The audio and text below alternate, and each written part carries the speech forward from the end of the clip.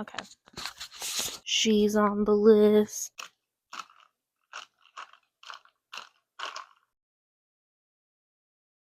Hey guys, what's up? It's Abby. Welcome back to my channel. Today I am going to be listing off my top books of 2024. I was originally going to do my top 24 books of 2024, and then I realized I couldn't list at least 20. I think the most I listed was like 15. I feel like this was a good reading year for me. Last year I read 36 books, and this year I spent the entire year reading, so I mean, I got to my goal, which was 50 books. I think I'm on my 64th book right now. It's currently December 28th. Alright, so I tried.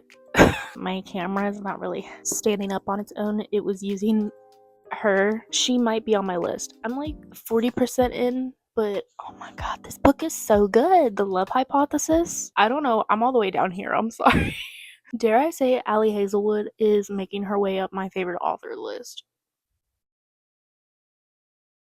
Some of these were from earlier in the year, some very fresh, some I don't really remember, but I know that I had a great time reading them. Let's get into it already. These are in no particular order, by the way, and I'm gonna try not to include any spoilers, but no promises that I won't spoil. I only have a couple physical books here to show you, but I either read these books like from the library on my Kindle. So my first book, These Hollow Vows by Lexi Ryan. I got this book at the library because I had seen a post on Facebook saying like, these were your favorite Barbie movies, then check out these books. I don't know which Barbie movie These Hollow Vows was like recommended with. I feel like it might have been Fairytopia. I don't know, looking back now I don't understand how it like correlates with Fairytopia at all, but you know, it's whatever. I absolutely love this book. I don't know if you've ever had that feeling where where you're like watching an anime that you're like so invested in, and you get these two characters that you are rooting for all the time. This book was like the equivalent of watching Fairy Tail. Fairy Tail is my favorite anime. I binged it all 400 plus episodes in like 2 weeks. That high was like the equivalent to These Hollow Vows, you know? She's kind of like a thief, right? Then her sister kind of like gets sold to like the Fae world court, and she's like, you know what? I gotta get her back. Turns out her childhood best friend, also crush, he's actually like the prince of one of the courts. There's also a second book that I read. She didn't make it onto the list, but it was a very satisfying conclusion to the first book, you know? Next book is Beartown. Beartown absolutely ruined me. One of my mutuals on Twitter is like a huge Beartown stan. So I was like, you know what? They talk about it all the time. So I'm like, why not I give it a shot? And I took a shot. I never went back because I read the other two books in the Beartown series. Ruined me. It's just like a really like sad story. It follows this tiny town in, I think it's in like Canada or Alaska. I'm not sure. It's just kind of like a masterpiece. Like I don't know what else to say, because not only is it like written extremely well, but the story is like absolutely gut-wrenching. It made me so frustrated. Also, there was like a lot of foreshadowing in the first book, now that I think about it. It's sad because when you like really think about it, things that happen in the book has also occurred in real life somewhere. It's just a beautiful book, a beautiful like trilogy. I've only read like Beartown by Fredrik, but one of his best works, may I say, you know. Next book, Pack Up the Moon by Kristin Higgins. I don't know when I started this book. I think it must have been like February maybe. See, I gave it 4.5 stars because it took me forever to get through it, and not for the reasons you would think. I started reading it in January and didn't finish it till April. I found this at like a discount store and I was like, oh, it's like such a pretty cover. And then you read it and then it's just like this book, oh my god, ruined me. Absolutely awful. It was not nice to me in the slightest. Josh's wife Lauren passes away from, I'm not sure what it is. It's like a lung disease or something. During the first year that she's gone, she leaves a letter for her husband every month for him to open because she knows the first year is going to be like the hardest for him without her. I opened this book and I was crying by like the 5th page. because I'm a very sensitive person. My skin was going through some shit during the beginning of the year, so when my skin goes through shit and I cry, it's not a very nice recipe because it burns so bad, the tears. That is why it took me so long to read, because it takes a lot out of you to read something this depressing. It's very heartbreaking, but at the same time, when people write about like a death in a book, it's always like leading up to the death, but this book heavily focuses on the grief that one feels like after they lose a loved one, which I think is very fresh and very different, because God knows grieving when someone passes away is, you're gonna need some tissues when you read this. It's honestly a great book, but very sad, you know? And sometimes it makes you laugh, sometimes it makes you go like, what the hell? It's really just, it's such a beautiful story. Ooh, my next book is Funny Story by Emily Henry. When I got the notification that this was available at my library, I was so fast. I ran. I honestly don't think Emily Henry can like miss. If I ever need someone to have my back, I know Emily Henry is gonna have it. About these two roommates who just like, you know, start a little friendship together. You wanna know what brought them together? Their exes. Daphne's ex left her for Miles' ex. Miles and Daphne, they kind of come up with a plan to fake date. During the process, they end up falling in love, because why not? And it kind of took me a while to read. I'm not counting how long it took me to read towards how good the book was, because whenever the book came out, I started going through like a little reading slump, and it lasted a couple months. I try not to hold my reading speed to them. So next book,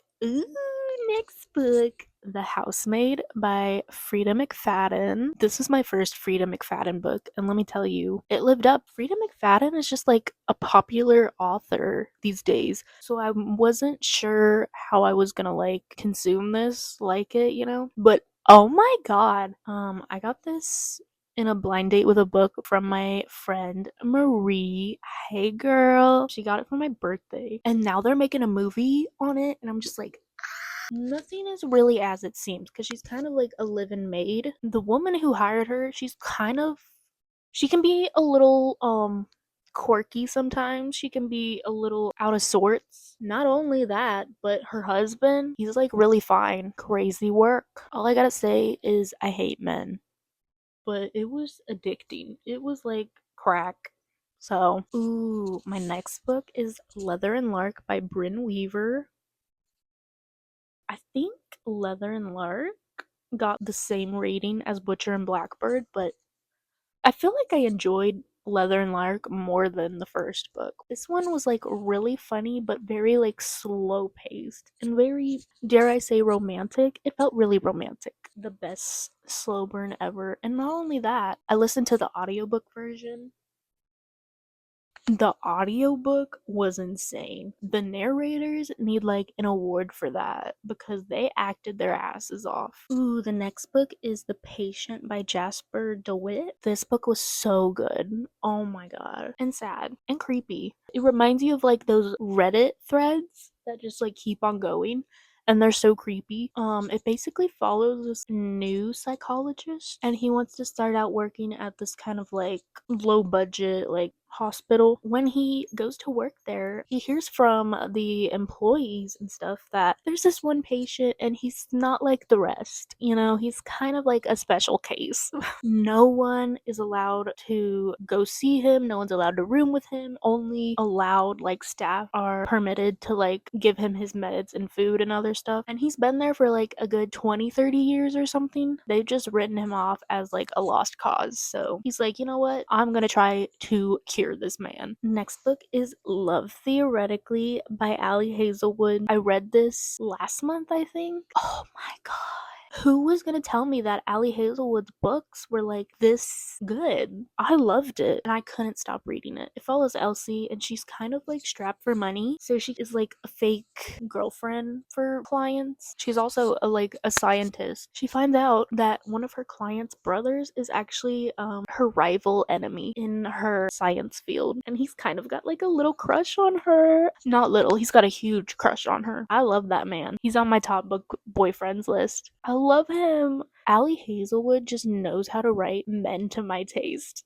Next book, Daydream by Hannah Grace. This book follows Henry and Hallie from the Maple Hills series. Love the other books. This one's probably like my second favorite in the series. My order goes Wildfire, Daydream, and then Icebreaker. I have such a soft spot for Icebreaker. I don't care what anyone says. Henry and Hallie, they're so cute in this book. It's like the least bit spicy of the series. So Henry, who's now team captain of the hockey team since Nate left, he's not really doing well in school right now. And if he wants to continue being team captain, then he needs to get his grades up. Hallie decides to help him, while also he helps her write a novel. It's kind of like a fake dating, you know? Next book is Ignite Me by Tahereh Mafi.